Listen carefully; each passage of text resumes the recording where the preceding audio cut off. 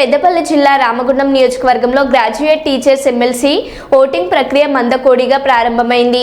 ఈ నియోజకవర్గంలో గోదావరికని, రామగుండం, పాలకుర్తి అంతర్గాలాలలో 11 పోలింగ్ స్టేషన్లను అధికారులు ఏర్పాటు చేశారు. దీనికి సంబంధించి సుమారు 9,000 మంది ఓటు హక్కును వినియోగించుకుంటున్నారు.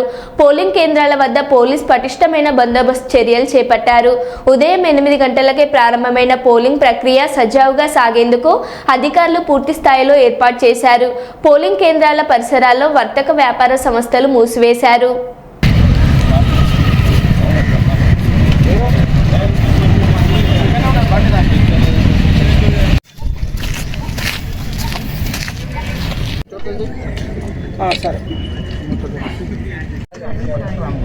పేరేం పేరండి? ఊర్లో వెంకటేష్ అంట.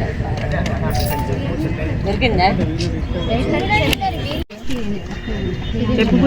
సీరియల్ నెంబర్ తెలియదట. వి లెటర్ తోటి వెంకటేష్ పేరు చూడు.